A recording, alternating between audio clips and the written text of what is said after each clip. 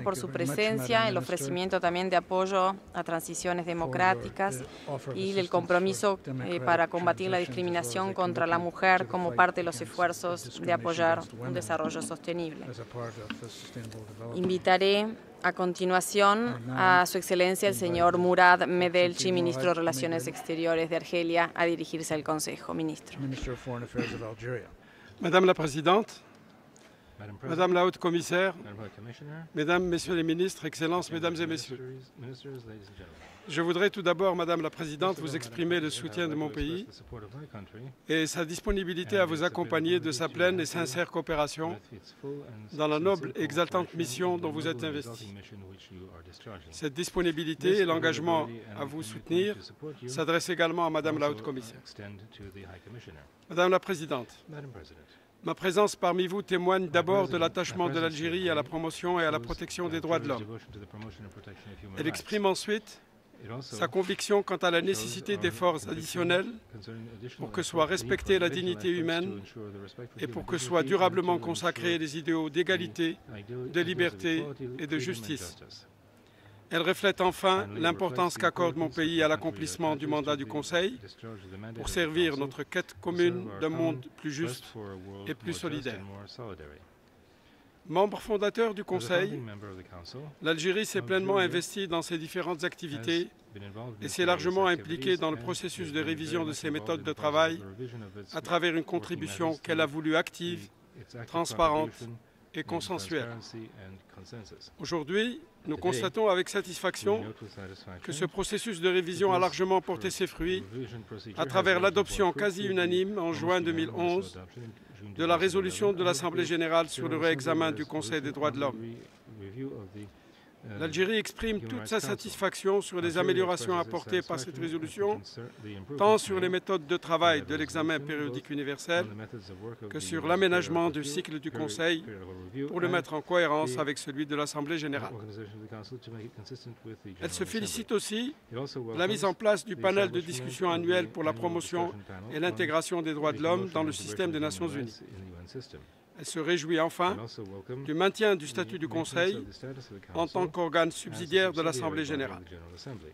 C'est en effet ce statut qui confère à notre Conseil l'opportunité de sa mission, la crédibilité de son action et la légitimité de ses décisions. 6 ans après sa création, le Conseil, grâce à notre conscience partagée des responsabilités qui nous incombent, a su prendre le plus souvent des positions justes sur les thématiques et les situations relevant de son mandat.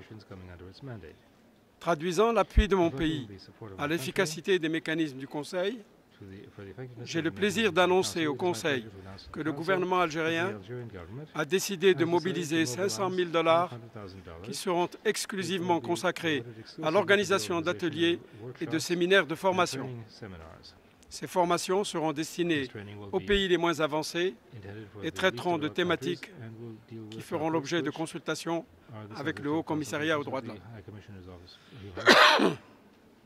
Madame la Présidente, fidèle à son histoire, à ses traditions et à sa culture d'émancipation, l'Algérie s'est constamment engagée aux côtés des peuples qui revendiquent auprès de notre Conseil la défense de leurs droits à l'autodétermination, la liberté et la justice.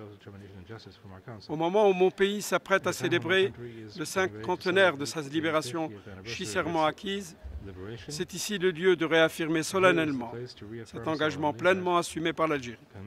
Le peuple algérien ressent en effet, au plus profond de son âme et de sa mémoire collective, la valeur des notions de liberté, d'égalité et de justice.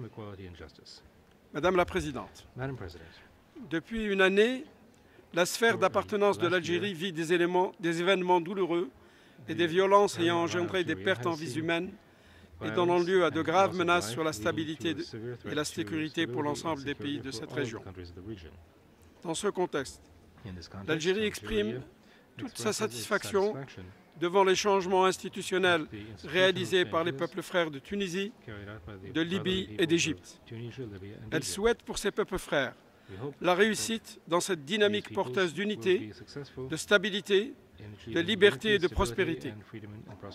Mon pays a plus d'une fois réaffirmé son engagement à contribuer dans ce sens à travers la promotion d'une coopération fraternelle conforme aux attentes et aux aspirations des peuples de la région. S'agissant de la Syrie, l'Algérie appelle à l'arrêt de toutes les violences inacceptables et condamnables d'où qu'elles viennent et à l'ouverture d'un dialogue politique inclusif. Un dialogue qui doit être porteur d'une solution durable, découlant du libre choix du peuple syrien, dans le respect de l'unité et de la souveraineté de la Syrie, sans ingérence étrangère. C'est sur cette base que mon pays a participé à l'élaboration et à la promotion de l'initiative de la Ligue arabe, qui doit poursuivre sa mission avec les objectifs auxquels je viens de me référer. L'Algérie espère vivement que l'élan et la mobilisation actuelle de la communauté internationale pourront conduire à consacrer la même attention et le même engagement à l'égard des autres peuples qui aspirent depuis longtemps à la jouissance de leurs droits consacrés par les résolutions pertinentes des Nations Unies. Madame la Présidente, l'histoire nous enseigne et l'expérience nous a amplement démontré que les constructions démocratiques puisent leur pertinence, leur force et partant leur succès dans leur capacité d'exprimer le génie spécifique de chaque peuple.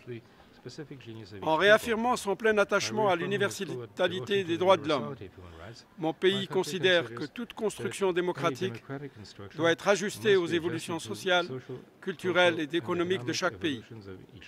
Cette construction, pour être durable, doit faire l'objet d'une appropriation collective par la population.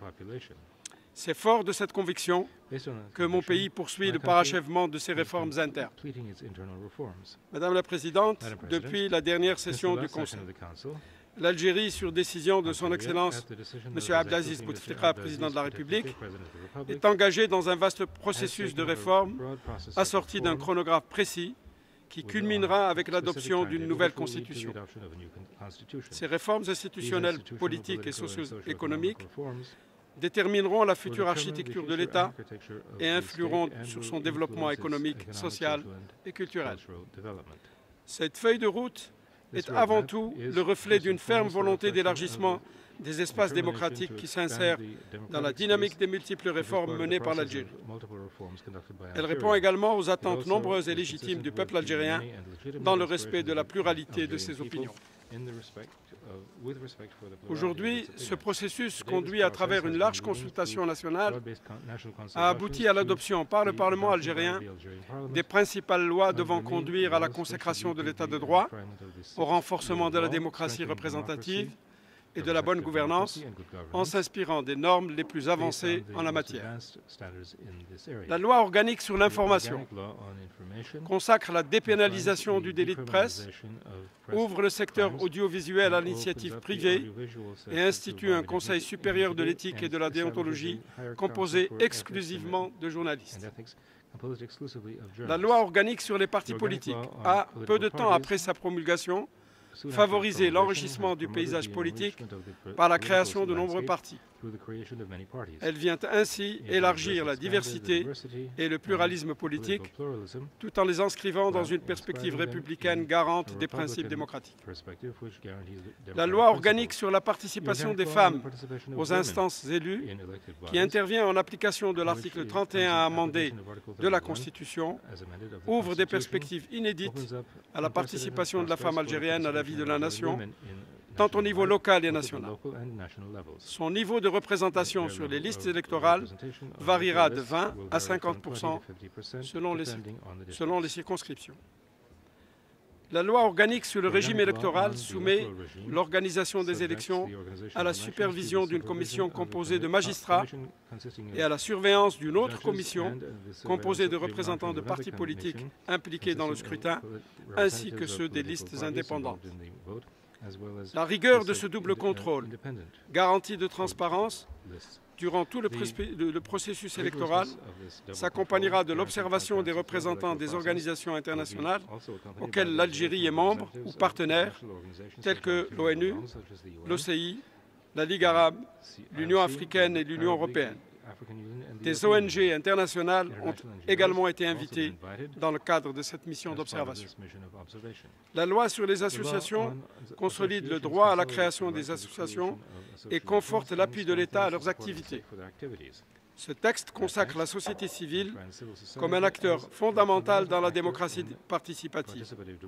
Sur le terrain, mon pays a organisé pour la première fois des états généraux de la société civile dont les différentes composantes se sont exprimées sur l'ensemble des questions touchant à la vie de la nation. La loi sur l'incompatibilité de l'exercice du mandat parlementaire renforce le principe de la séparation des pouvoirs. Enfin, et parallèlement à ces lois, les codes communal et de wilaya ont été révisés pour élargir les pouvoirs des élus locaux dans la gestion des affaires des collectivités locales. Madame la Présidente, ces textes concourent aujourd'hui à la pleine garantie de l'exercice des libertés fondamentales, au renforcement du rôle des élus et à l'implication active de la société civile comme acteur fondamental de la dynamique démocratique dans mon pays et témoignent de la vitalité de celle-ci. Les élections législatives du 10 mai prochain se tiendront dans le cadre de ces avancées et contribueront à l'approfondissement du processus démocratique, au renforcement des bases de l'État de droit, à la réduction des disparités et à l'accélération du développement socio-économique. Une attention particulière est accordée à la jeunesse, en particulier en matière d'accès à l'emploi et au logement. Cette tranche de population bénéficie de plusieurs dispositifs d'aide et de soutien d'insertion dans le marché du travail. Madame la Présidente, j'ai adressé le 2 mars 2010, au nom du gouvernement algérien, une invitation à 7 rapporteurs spéciaux titulaires de mandats thématiques. Depuis, l'Algérie a accueilli 3 rapporteurs spéciaux, dont 2 au cours de l'année 2011. Ils ont pu effectuer leur mission dans une totale liberté de mouvement et de contact. Leurs recommandations pertinentes, qui s'inscrivent dans le cadre de leurs mandats respectifs, feront l'objet du suivi nécessaire. Nous réitérons notre invitation à ceux d'entre eux qui n'ont pas encore pu nous rendre visite et nous serons heureux d'élaborer une nouvelle liste d'invitations lorsque les visites attendues auront été effectuées. L'Algérie accorde une importance particulière à la coopération et au dialogue avec les organes des traités des droits de l'homme auxquels elle est partie. Cet intérêt se traduit tant au niveau de la présentation de ces rapports périodiques qu'à travers la participation aux concertations concernant ces organes. Madame la Présidente, mon pays présentera en juin prochain son rapport national au titre du 2e cycle de l'examen périodique universel. Je peux à ce stade annoncer au Conseil que les recommandations acceptées par mon pays lors du 1er cycle ont été pour l'essentiel déjà mises en œuvre. L'Algérie apportera sa contribution habituelle à la réussite de ce 2e cycle en vue de promouvoir la jouissance effective de tous les droits de l'homme à travers le monde. Dans le prolongement de ces avancées démocratiques internes et de la qualité de sa coopération avec les instances internationales et régionales chargées des droits de l'homme, l'Algérie a décidé de présenter sa candidature au Conseil des droits de l'homme pour le mandat 2014-2016. Par cette candidature, l'Algérie compte apporter sa contribution au renforcement de l'action de notre Conseil dans la promotion et la protection des droits de l'homme à travers le monde. Je vous remercie de votre attention et souhaite plein succès à vos délibérations. Muchísimas gracias, señor ministro, por el anuncio de todos estos pasos, este proceso propio de reformas democráticas que